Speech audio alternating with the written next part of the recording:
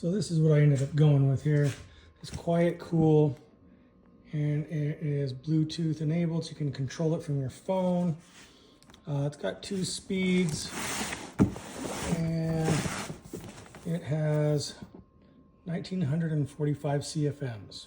To find out how many CFMs you need, it's pretty simple. All you do is take the area of your attic. So mine was 45 feet on one side by 30 feet on the other side. You times that together, that's for me 1,350. And then for every 2 feet your attic space is height-wise, you times your total area, your 1,350, by 1/2, by 0.5. So mine's about 4 feet tall at the peak of that attic. So I'm gonna take my 1,350, times it by 1, and I get 1,350 CFMs to pull air through there. And that should pull air through there about roughly 10 times per day, the total amount of air in and out. Once you hit that test button again, it slows down to the slow speed. Let's hit it again, see what happens. And shuts off. So 2 speeds, high and low. Now we will pair this to our phone and see if we can't get it to pair and work off the app. What I really want to do is, I'm hoping that I can pair this to my phone while it's plugged into the garage. And then when I unplug it and go up into the attic and plug it in, it will still be paired. Just because if it ever I'm just hoping it doesn't unpair ever and I have to crawl back up in the attic to hit the pair button. So I'm hoping once I pair it once, it'll just stay paired, but I'll let you know how that goes. And here's what's all in the box. Is just some cardboard baffles that are kind of meant to go and block off any other holes or screens in your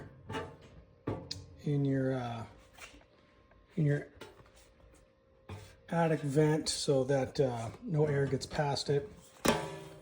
Those are really no big deal. If you need more or need to improvise and go off different angles, you can just grab some cardboard. The fan, little control box, and then some little rubber feet that are going to go on these to kind of cushion it from any kind of vibration. A little pack of screws, and you're done. And that's pretty much it. So what I'm going to do is I'm going to measure the distance between these here and here, so I know where to put those 2x4s across that I'm installing up there.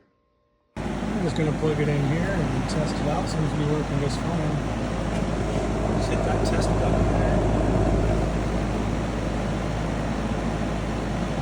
there. Okay, so here we are up in the attic, and we've got an existing fan here, attic fan.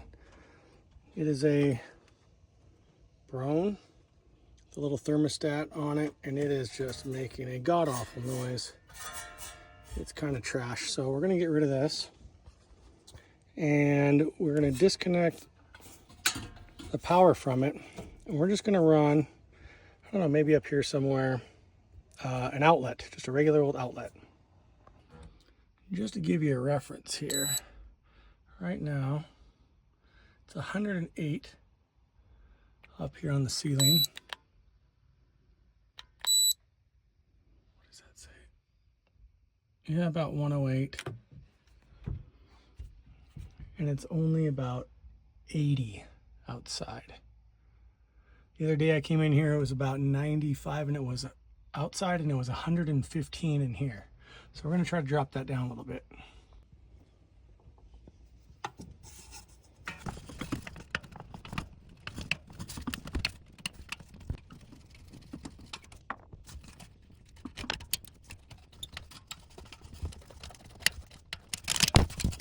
Okay, haven't done much, just installed an outlet here from that existing power that was going to the fan.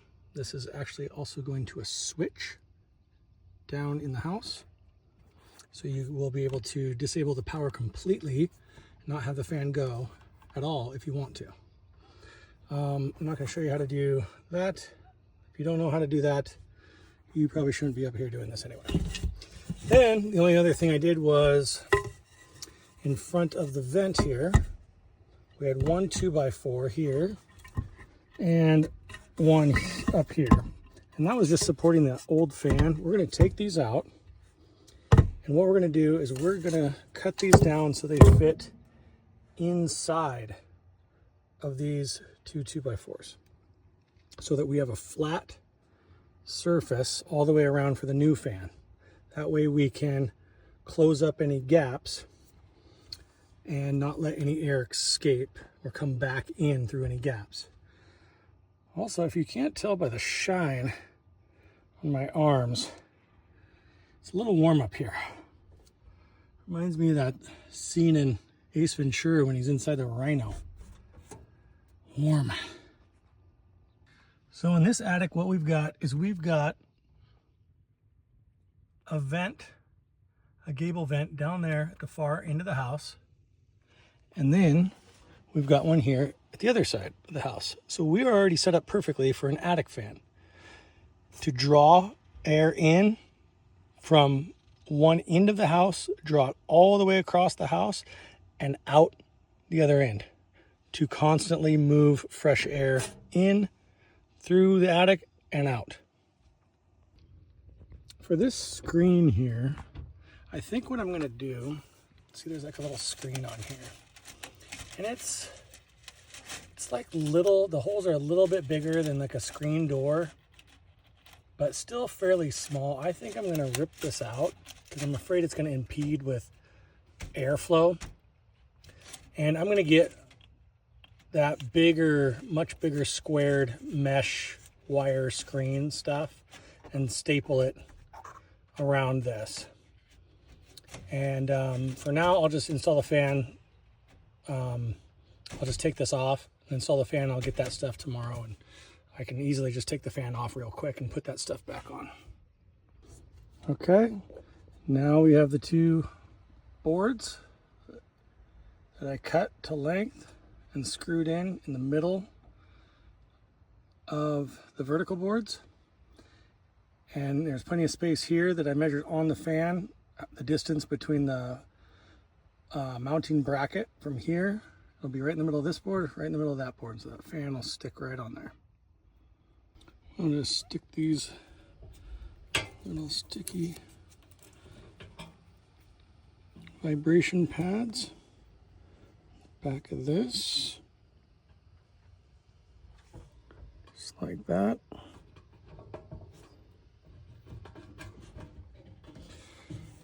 Okay, did I mention it was hot up here?